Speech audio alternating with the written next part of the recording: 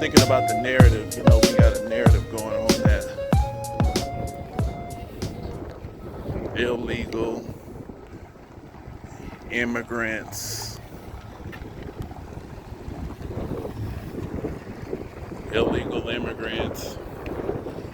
the gay lobby,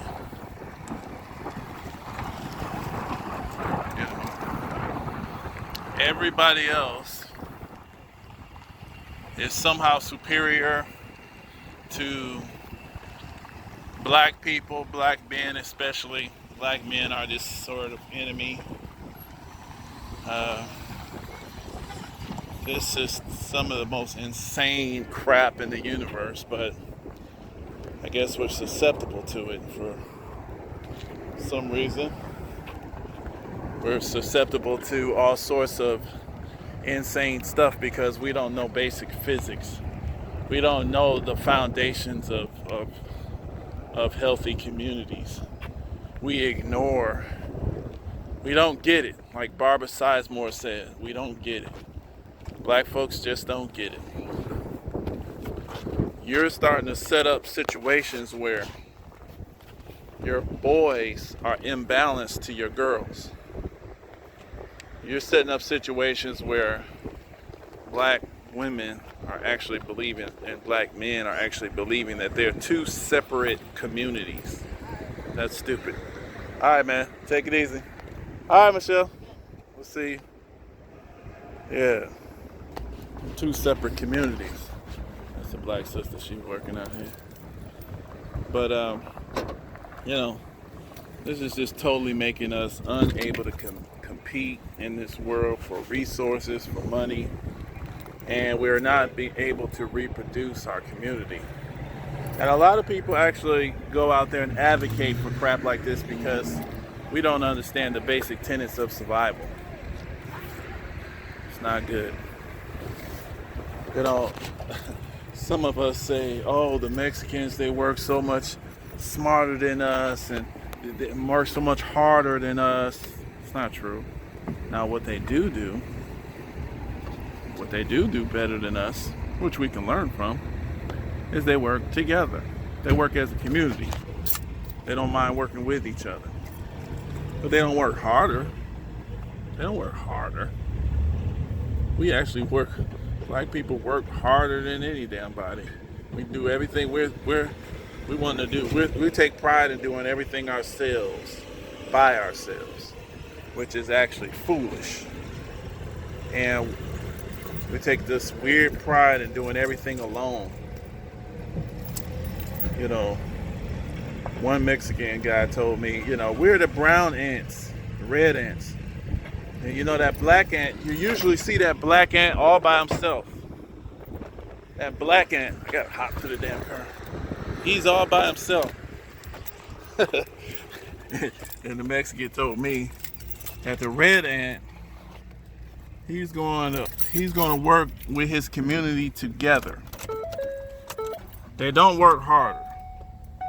We work harder. That's why we're dysfunctional. And if you're sitting up here, you got a lot of people, sometimes we hear competing narratives from the same person, from the same group of people. Competing narratives. Some things, this shows that we don't understand the foundations of what makes a community successful. No, there is no compromise. If you don't understand how to tell what is right and what is wrong, who's to say what's right and wrong? I'll tell you one way to tell you. Everybody, if you want to be alive, right and wrong enhances life. That's a basic tenet. Unless, if you're an amoeba wants to live. A roach wants to live. Okay? A roach wants to improve the quality of its life. Okay? So anything that supports life, quality of life, enhancement of life, perpetuation, reproduction, So we're dealing with things that destroy or minimize production and reproduction power, minimize choice, minimize these different powers our community should have. That is bad. That's very simple. If you don't know that, then it's going to be very hard for you. It's very hard.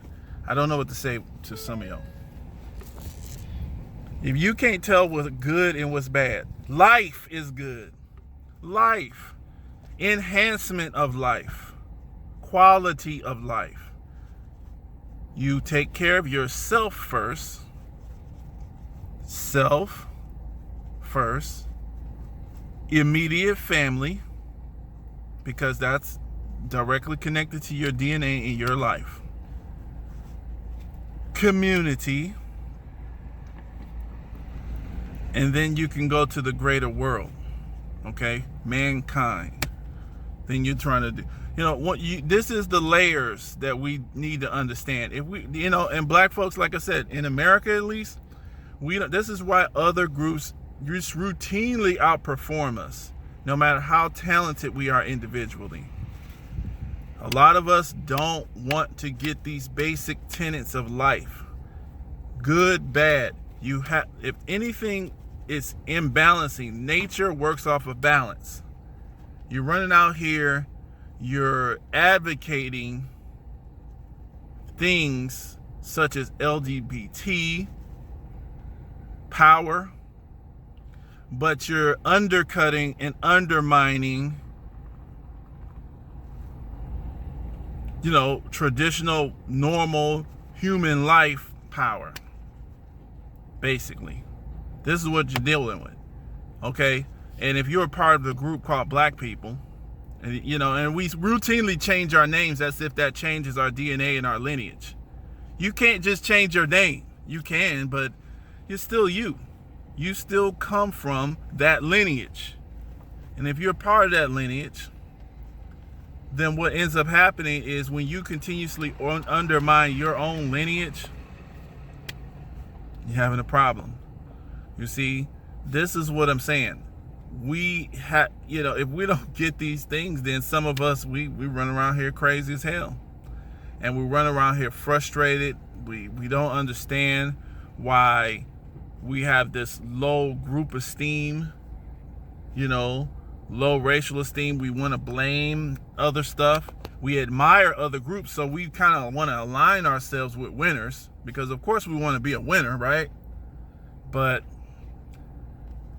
really, you're just a guest in the house of a winner, and they're going to use you until it's convenient for them. And once they got what they want, you can go. You can go now. So,